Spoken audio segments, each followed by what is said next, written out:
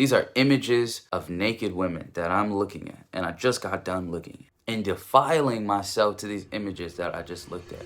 Yet you still love me? I have struggles with lust. The reason why I want to talk about this is if I hide it or keep hiding it, I'm going to be stuck in it forever, right? But I know that if I talk about it, then the shame of hiding it will start to go away. And I think that when the shame is gone, then it'll be so much easier to stop. I tried so many things, man.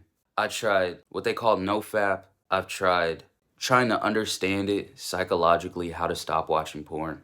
I try to force myself to stop by taking cold showers or doing push-ups anytime I felt like I needed to watch it. I've tried so many different things, bro, and I've tried for years and years and years, even before I was a Christian. I think the true way to get set free is to not have shame around it anymore. So I'm gonna talk about it openly so that it's not hidden. And hopefully you watching this video, this will inspire you to talk to somebody else that you trust if you struggle with this. Because not enough people talk about it. So then we gotta keep it hidden and we gotta pretend like we don't struggle with it, even though more than half of the people in the church, and I mean the whole church worldwide, probably more than half of the people in the church worldwide struggle with it.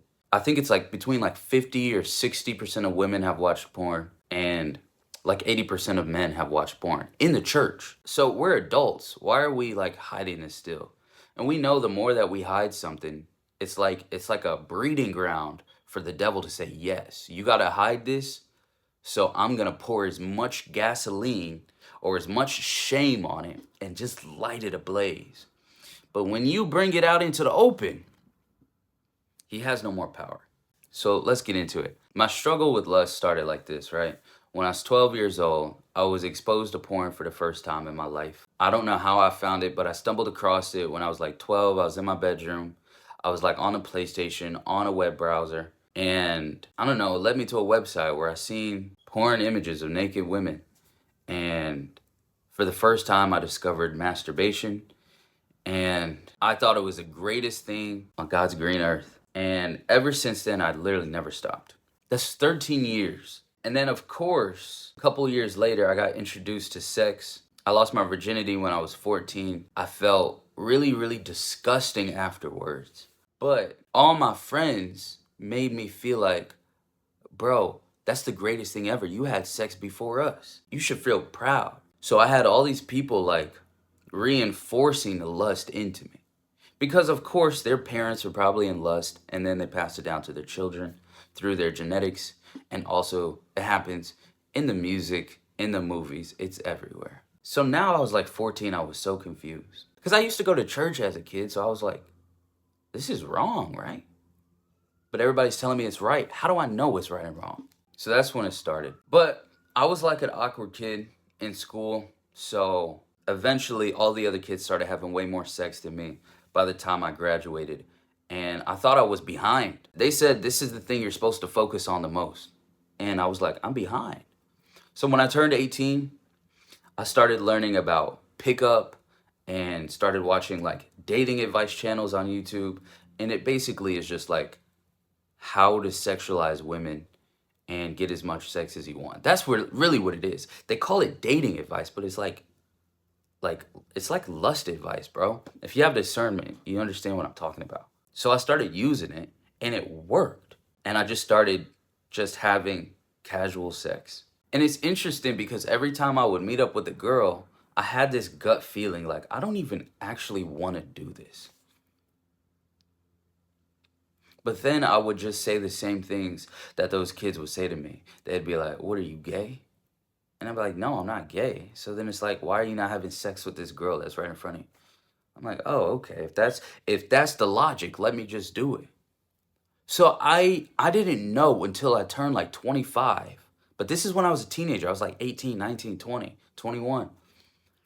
I didn't know until just recently. I was trapped.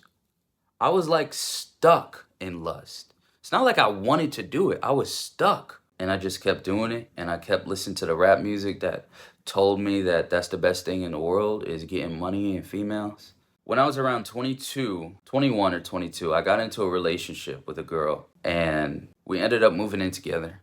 We stayed together for almost 3 years, but the lust never went away, right? So in the beginning, everything was good, but eventually I started to message girls because the lust was still there. I ended up cheating on her more than once.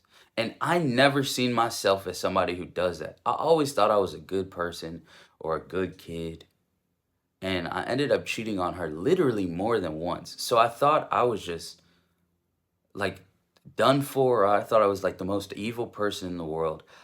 I would constantly have shame attacks. I just had so much shame on my identity. And that all fell apart in 2023, right? My mom passed away, I believe in May. My dad passed away in July, and then we broke up like right after. So then I had all this loss and all this shame. It was the darkest place of my life ever. I realized how lust ruined my life. Like literally, it ruined my entire life. It ruined everything. I lost everything. Shame ain't nothing to play around with, man.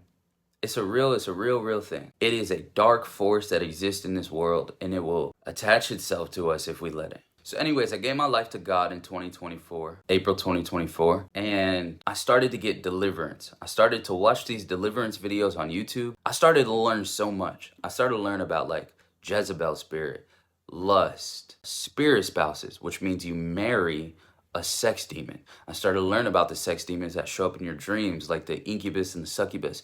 And it explained everything I was going through. And once I started to learn it this way, it changed everything. Because before I would try to learn just the psychology of it. I would try to say, if I keep masturbating, I'm eventually going to go blind. And I try to convince myself to stop by saying things like that. Because that's what scientists say. I would try so many different things and it just didn't work. But when I would get these deliverance ministers praying for me, things changed. Like that's when I went the longest time without watching it. So I've still struggled with it up to this point, but I've gone longer and longer without watching it. But just recently, I heard this story in the Bible that changed everything, right? It was a story of King David. Now, I haven't read the whole Psalms and I haven't read the whole story of King David, but somebody told me that King David struggled with lust, right? And he said in the Bible, he said like, God, you searched my whole mind, you searched my whole heart. You've seen all the dirty deeds that I've thought and I've done, right? Like he had an affair with somebody else's wife. And you've seen this, God, yet you still love me unconditionally. And when I realized that, I was like, dang, that's powerful, right?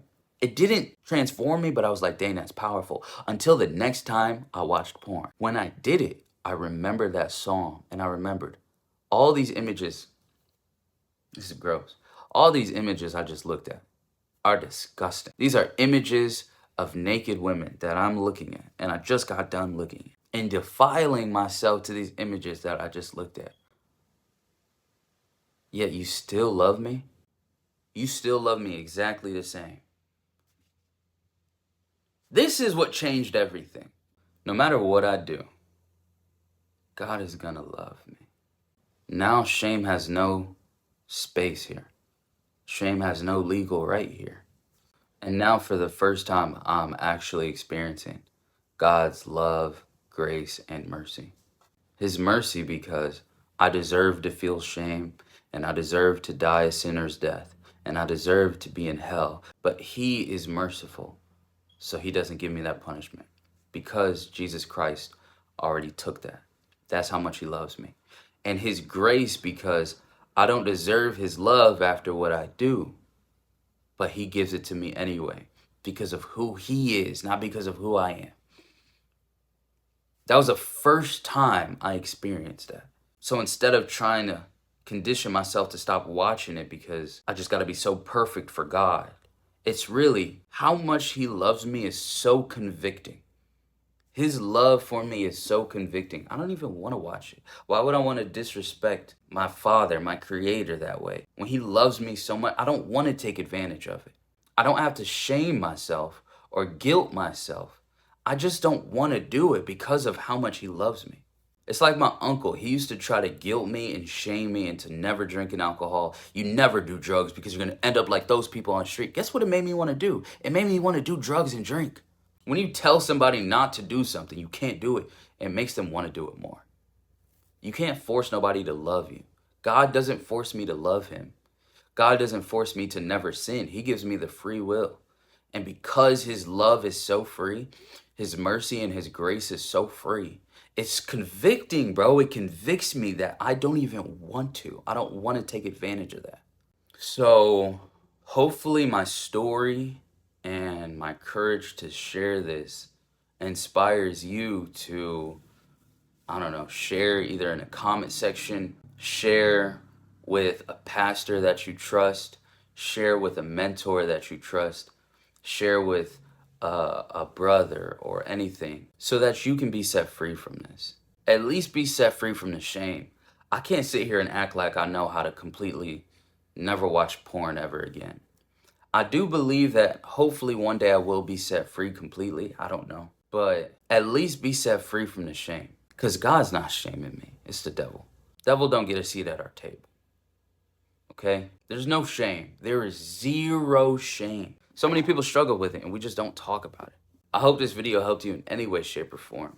I know I've been set free from a lot of things. And I think that this is one key that's necessary to be set free. So we'll see. Yeah, just let me know in the comment section, like, did this help you? Did this inspire you? Did this do anything for you? And if you want help getting set free even more, you want to go even deeper, check the resources in the description. That's it. I'll see you real soon, hopefully. God bless you.